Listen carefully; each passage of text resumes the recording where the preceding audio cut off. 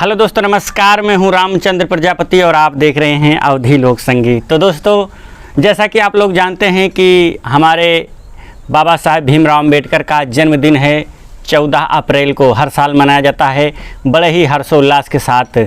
तो बाबा जी जो हम लोगों को दे गए हैं उसी का स्मरण करते हैं और बाबा जी के बताए हुए रास्ते पर चलते हैं। उन्हीं के चरणों में एक छोटी सी गीत प्रस्तुत करता हूं। आशा करता हूं इसे आप पसंद करेंगे। आइए इस गीत को श्रवण करते हैं।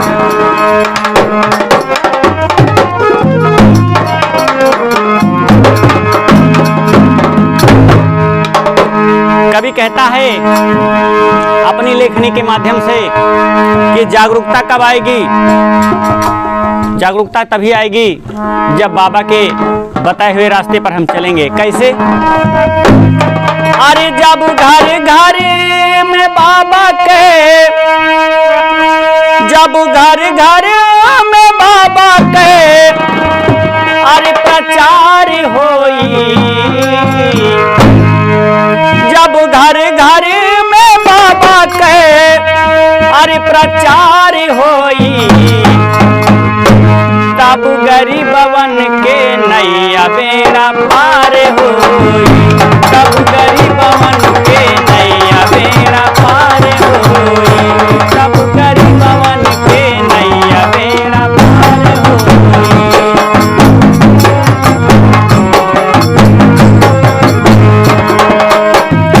जब घर घर में बाबा के, जब घर घर में बाबा के प्रचार होई, तब गरीबवन के नैया बेड़ा पार होई, तब गरीबवन के नैया बेड़ा पार होई।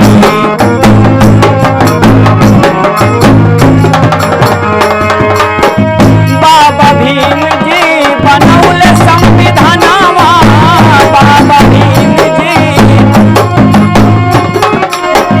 बाबा भीम जी बनौले संविधानवा, बाबा भीम जी,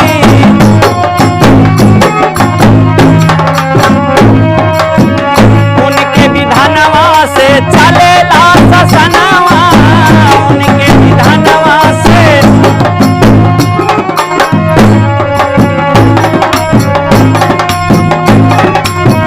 बाबा भीम जी बनौले संविधानवा, उनके विधानवा से चलेला ससनवा। अरे जब उनके मिशनवा के, जब उनके मिशनवा के प्रचार होई, जब उनके मिशनवा के प्रचार होई, तब गरीबवन के नैया बेड़ा पार होई, तब गरीबवन के नैया बेड़ा पार होई।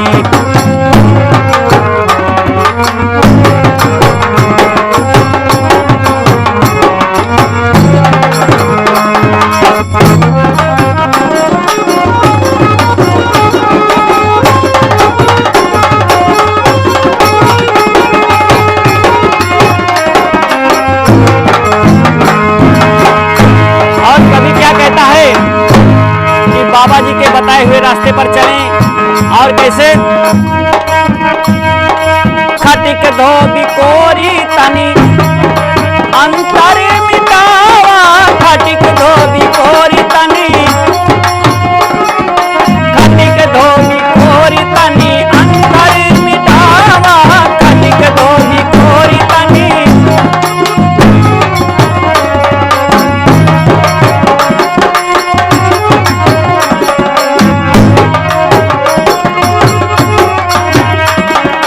खटिक धोबी कोरी तनी अंतर मिटावा, खटिक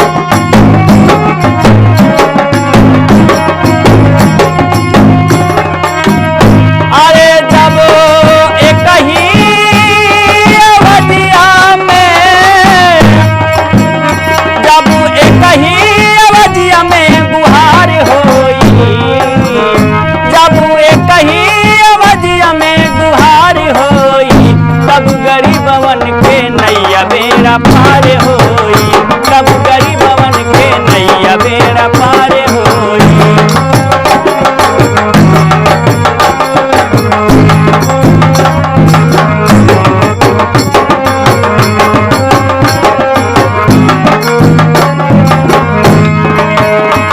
और कवि क्या कहता है कि हम लोग भीम कहते हैं, हम भीमवादी हो गए हैं, हम भीम वाले हैं, हम बाबा साहब के अनुयायी हैं, लेकिन ऐसे काम नहीं चलेगा मित्रों। कैसे?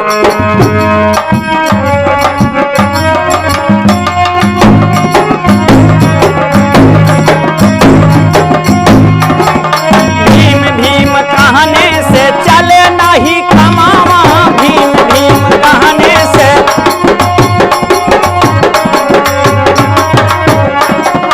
भीम भीम कहने से चले नहीं कमावा, भीम भीम कहने से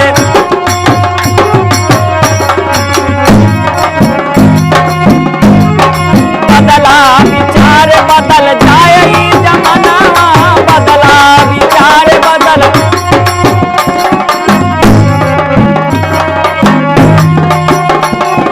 भीम भीम कहने से चले नहीं कमावा, बदला विचार बदल जाए ई जमानावा, बदला विचार।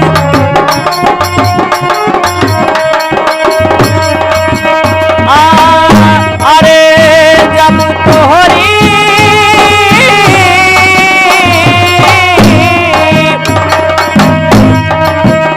जब तोहरी कटरिया में, जब तोहरी कटरिया में धारी होई, तब गरीबवन के नैया बेड़ा पार होई, तब गरीबवन के नैया बेड़ा पार होई, तब गरीबवन के नैया बेड़ा। जब घर घर में बाबा के, जब घर घर में बाबा के प्रचार होई, तब गरीबवन के नैया बेड़ा पार होई।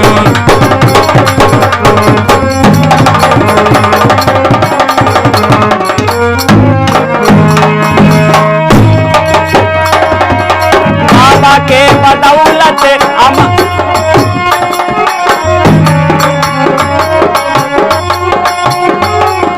बाबा के बदौलत आराम भल उठावा,